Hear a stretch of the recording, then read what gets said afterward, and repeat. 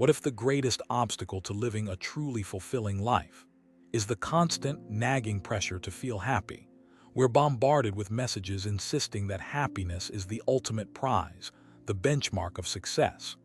But could this relentless pursuit be a gilded cage, subtly preventing us from discovering something far deeper, something more substantial and enduring within the human experience?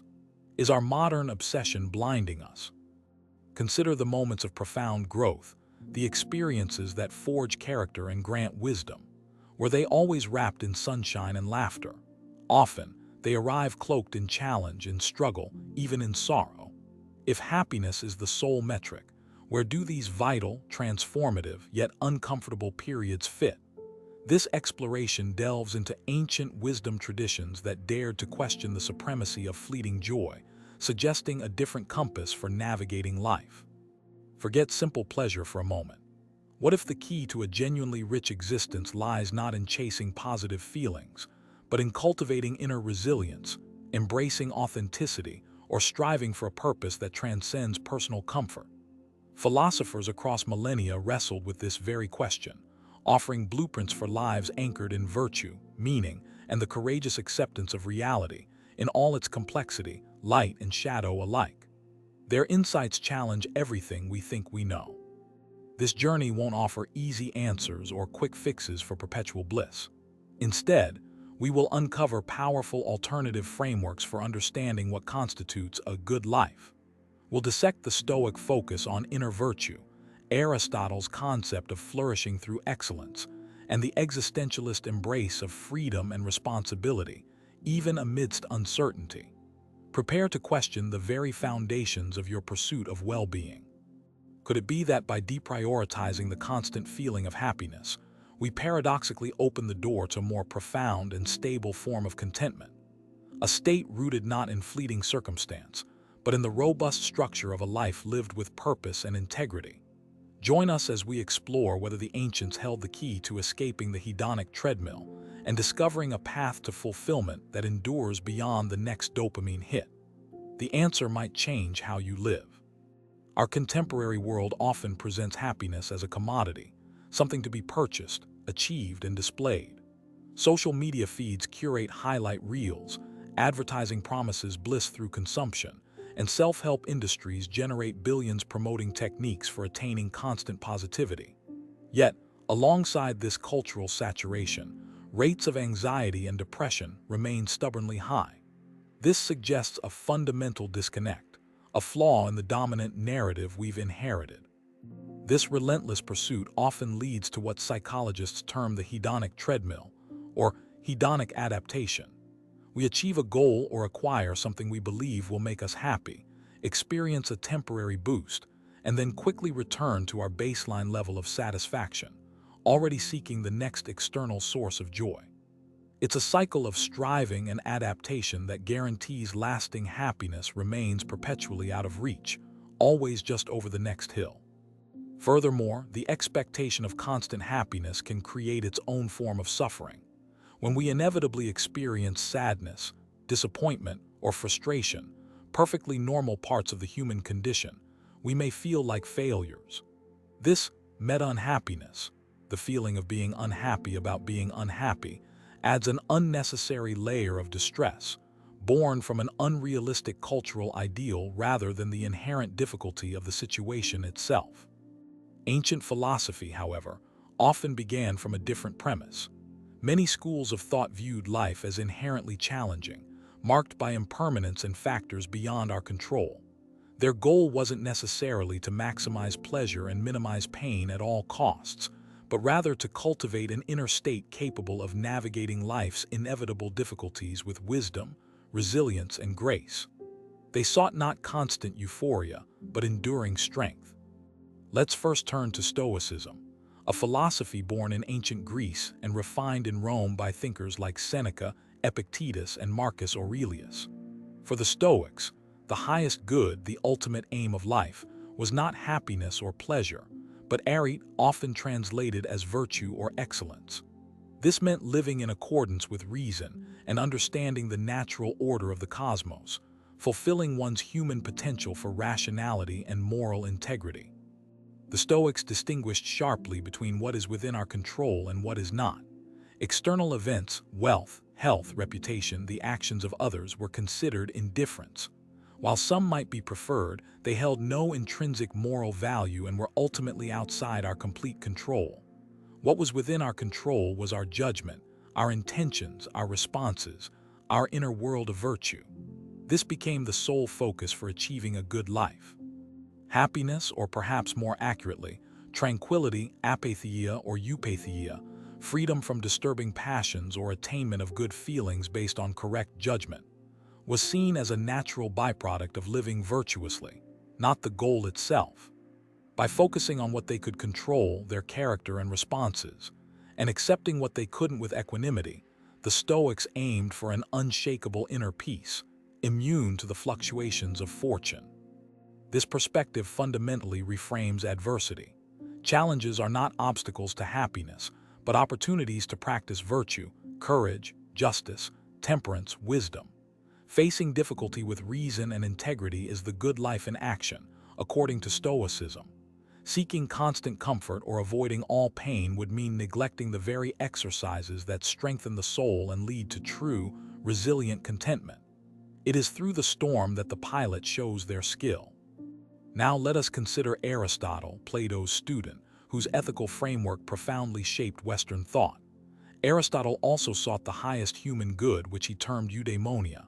This is often translated as happiness, but a more accurate rendering is flourishing, living well, or human thriving. It's a richer, more objective concept than mere subjective feeling. It speaks to fulfilling one's potential as a human being. For Aristotle, eudaimonia wasn't a passive state of feeling good. It was an active state of being good and doing good. It is achieved through activity of the soul in accordance with virtue. This means consistently exercising uniquely human capacities, especially reason, and cultivating moral and intellectual excellences or virtues, courage, generosity, justice, wisdom, temperance, and so on. It is about realizing one's function or ergon. Like the Stoics, Aristotle saw virtue as central, but his view of external goods differed slightly. While virtue was paramount, he acknowledged that certain external factors, things like moderate wealth, health, friends, and political stability, could contribute to eudaimonia. They weren't the goal, but they could facilitate the practice of virtue and make flourishing easier to achieve. A starving person, for example, finds it harder to be generous. Crucially, for Aristotle, pleasure accompanies virtuous activity, but is not the reason for pursuing it. We don't aim for virtue in order to feel pleasure.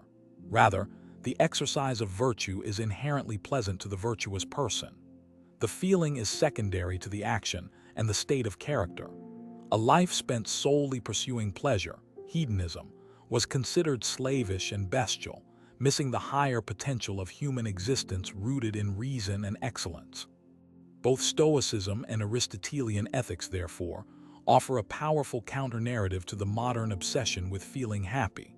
They place the locus of a good life firmly within our character, our actions, and our rational capacity. Fulfillment arises not from external acquisition or fleeting sensations, but from the internal state of being virtuous and living excellently according to our nature. Happiness, if it comes, is a welcome guest, not the host. Moving forward in time, existentialist philosophers like Jean-Paul Sartre, Albert Camus, and Simone de Beauvoir presented another radical challenge to conventional notions of happiness, grounded in the stark realities of freedom, responsibility, and the search for meaning in a seemingly indifferent universe. They began not with cosmic order, but with the individual's subjective experience of existence. Existentialism famously posits that existence precedes essence. Unlike objects designed with a purpose, humans are born into the world without a predetermined nature or meaning. We simply are, and through our choices, actions, and commitments, we create who we become. This radical freedom is exhilarating but also daunting, placing the entire burden of creating value and meaning squarely on the individual's shoulders. There is no pre-written script to follow. From this perspective, a life focused solely on maximizing happiness can appear inauthentic, an avoidance of the difficult but necessary task of confronting our freedom and forging our own path. True fulfillment for many existentialists lies in living authentically, embracing our freedom, taking responsibility for our choices, and creating subjective meaning through projects and relationships, even if this involves anxiety, struggle, or what Sartre called anguish. Consider Camus's interpretation of the myth of Sisyphus, condemned eternally to push a boulder uphill only to watch it roll down again. Camus finds nobility, even a form of triumph, in Sisyphus's conscious acceptance of his absurd fate. The struggle itself towards the heights is enough to fill a man's heart. One must imagine Sisyphus happy, Camus writes, not happy in a conventional sense, but fulfilled through rebellion against meaninglessness and affirmation of his existence. Therefore, an existentialist approach suggests that a meaningful life might be one filled with passionate engagement, commitment, and the courage to face difficulties, rather than one optimized for comfort and pleasure. Seeking constant happiness might mean shrinking from the very experiences, risk, commitment, confronting difficult truths that ultimately give life its weight and significance. Authenticity trumps superficial contentment. Friedrich Nietzsche, another towering figure who challenged conventional morality and values, offers yet another perspective that questions the centrality of happiness. Nietzsche was critical of what he saw as the herd morality of his time, which he believed prioritized comfort, safety, and a kind of passive, mediocre happiness over strength, creativity, and the affirmation of life in its totality. Nietzsche emphasized the will to power, not necessarily political domination, but a fundamental life drive towards growth, overcoming, self-mastery, and the expression of one's creative potential. This drive inherently involves struggle, overcoming resistance, and embracing challenges. For Nietzsche, suffering wasn't something to be merely avoided or minimized. It was potentially a catalyst for growth and enhancement. His famous aphorism, "What does not kill me makes me stronger," encapsulates this idea. Hardship, pain, and difficulty are tests that can forge greater resilience, deeper understanding, and a more profound appreciation for life. To seek only happiness would be to desire weakness, to shy away from the very conditions that allow for the development of strength and the realization of the will to power. True affirmation of life embraces both its joys and its sorrows. Nietzsche envisioned the Übermensch, Overman, or Superman, not as someone perpetually happy, but as a creator of values who affirms life unconditionally, including its inherent suffering. This figure finds joy not in passive contentment, but in the active process of overcoming, creating, and imposing meaning onto existence. This perspective radically contrasts with hedonistic philosophies focused solely on maximizing pleasure. Across these diverse philosophical landscapes, from the Stoic pursuit of virtue to Aristotle's Eudaimonia, the existentialist embrace of authentic struggle, and Nietzsche's affirmation of life through overcoming, a common thread emerges. They all suggest that fixating solely on achieving and maintaining a state of happiness might be a superficial, even detrimental, goal for human life. It risks missing the deeper currents of meaning. The pursuit of meaning, purpose, virtue, authenticity, or personal growth often involves navigating difficult emotions and challenging situations. It requires courage, resilience, and a willingness to engage with the full spectrum of human experience, not just the pleasant parts. Yet, it is often within these very struggles that individuals report finding their lives most fulfilling and worthwhile, even if not constantly happy. Think of the satisfaction derived from mastering a difficult skill, the deep connection forged through supporting a friend during hardship, the sense of purpose found in working towards a cause larger than oneself, or the wisdom gained from overcoming personal adversity. These experiences are rich in meaning, but may not always correlate with immediate, uncomplicated happiness. They offer something else, a sense of significance. Viktor Frankl, psychiatrist and Holocaust survivor, observed in his work Man's Search for Meaning that the primary human drive is not pleasure, but the discovery and pursuit of what we personally find meaningful. He noted that even in the most horrific circumstances, those who maintained a sense of purpose, a reason to live, whether love for family, unfinished work, or spiritual faith, we're more likely to endure. Frankl argued that happiness cannot be pursued directly, it must ensue. It arises spontaneously when one is engaged in meaningful activity or dedicated to someone or something outside oneself. Happiness is the byproduct of transcendence, he suggested. Trying to grab it directly causes it to vanish, much like trying to grasp a sunbeam. It is the result of a life well lived, not its precondition. This perspective aligns remarkably well with the ancient philosophies we've explored. Whether it's the Stoic focus on virtue, Aristotle's Eudaimonia through excellent activity, or the existentialist creation of meaning, the emphasis shifts from chasing a feeling to embodying values and engaging purposefully with the world. The reward isn't necessarily constant bliss, but a robust sense of fulfillment, resilience, and integrity. Does this mean happiness is unimportant or undesirable? Not at all. Positive emotions enrich our lives, provide motivation, and signal well-being. The philosophical critique is not against happiness itself, but against making it the sole or ultimate goal, particularly when defined as mere pleasure or the absence of pain. Such a narrow focus risks creating a fragile, superficial existence, easily disrupted by life's inevitable challenges. A life oriented towards meaning, virtue, or authenticity may lead to profound contentment and joy, perhaps even more frequently and deeply than a life dedicated solely to chasing pleasure.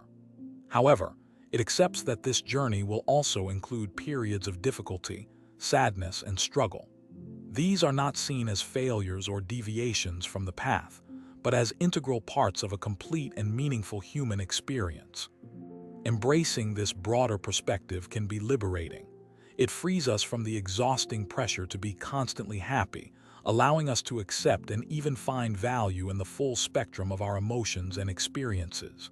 It encourages us to ask deeper questions. What truly matters to me? What kind of person do I want to be? What gives my life purpose, even when things are difficult? Cultivating virtue, as the Stoics and Aristotle suggested, provides an internal compass, a source of stability and self-worth independent of external validation or fluctuating moods. Striving for excellence in our chosen endeavors connects us to something larger than our immediate gratification.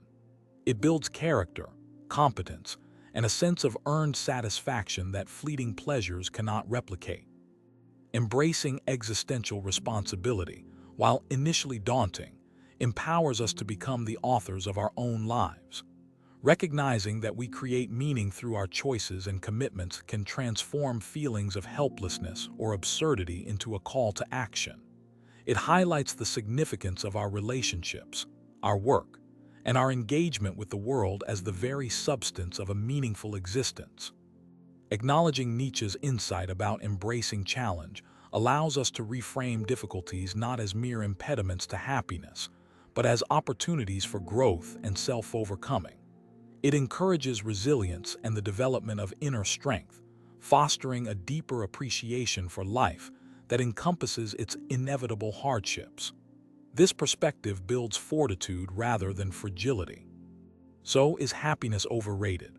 Perhaps not happiness itself, but the narrow, relentless, and often superficial pursuit of it as life's ultimate objective certainly seems questionable from these profound philosophical viewpoints. They invite us to broaden our definition of a well-lived life, shifting the focus from fleeting feelings to enduring values, meaningful engagement, and the cultivation of character. A meaningful life, infused with purpose and virtue, is likely to contain many moments of genuine happiness and deep contentment. But it finds its foundation not in the pursuit of those moments, but in the unwavering commitment to living well, authentically, and resiliently, according to principles that transcend mere pleasure-seeking. The quality of the journey matters more than the constant emotional temperature. This doesn't require becoming an emotionless Stoic sage or a tormented existentialist hero overnight. It simply involves a shift in perspective, recognizing the limits of the hedonic treadmill and consciously choosing to invest our energy in things that build lasting meaning and strength. Cultivating virtues, pursuing challenging goals, nurturing deep relationships, contributing to something beyond ourselves. Consider the moments you felt most alive, most fulfilled. Were they moments of passive reception of pleasure, or moments of active engagement, challenge, connection, or contribution? Reflecting on our own peak experiences often reveals that meaning and happiness, while related, are not identical, and sometimes the most meaningful moments aren't the conventionally happiest ones. Ultimately, the question isn't whether to discard happiness, but how to understand its proper place within a larger framework of human flourishing. By shifting our focus from the fleeting pursuit of positive emotions to the enduring cultivation of meaning, virtue, and authenticity, we may find ourselves not only living more resilient and purposeful lives, but also experiencing a deeper, more stable form of well-being as a natural result. The wisdom of the philosophers encourages us to look beyond the surface, to question the cultural narratives that equate success with perpetual cheerfulness. They offer timeless guidance on building an inner citadel, finding purpose in commitment, flourishing through excellence, and affirming life in its entirety. This path may not always be easy, but it promises a richness that simple happiness often lacks. In summary, the relentless modern chase for happiness can be a trap, leading to the hedonic treadmill and feelings of inadequacy when life inevitably presents challenges. Ancient and modern philosophies offer compelling alternatives, suggesting that prioritizing virtue, Stoicism, flourishing through excellence, Aristotle, authentic meaning creation, Existentialism, or life affirmation through overcoming, Nietzsche, may lead to a more robust and genuinely fulfilling existence. Key takeaways remind us that happiness is often a byproduct, not a goal to be pursued directly. Focusing on what is within our control, our character, choices, and responses builds resilience. Meaning often arises from challenge, commitment, and contribution, not just comfort. And a full life embraces the entire spectrum of human experience, finding value even in difficulty. This exploration doesn't provide a definitive answer for everyone, as the path to a meaningful life is deeply personal. However, it invites a crucial reevaluation. By questioning the cultural obsession with happiness, we open ourselves to exploring deeper sources of fulfillment that have resonated with thinkers across centuries. Perhaps true contentment lies not in feeling good, but in being good and doing good. Consider your own life. Where do you find the deepest sense of meaning and fulfillment? Is it solely in moments of happiness, or does it also arise from overcoming challenges, pursuing passions, connecting with others authentically, or striving towards goals aligned with your core values? What might change if you consciously prioritized meaning or virtue alongside, or even slightly above, happiness? The pursuit of a meaningful life, one rich with purpose, resilience, and authenticity, is perhaps the greatest philosophical adventure we can undertake. It may not always feel happy, but it promises a depth and substance that the fleeting chase for pleasure alone can never provide. Maybe the ultimate question isn't how to be happy, but how to live a life that truly matters, a life we can affirm in its entirety.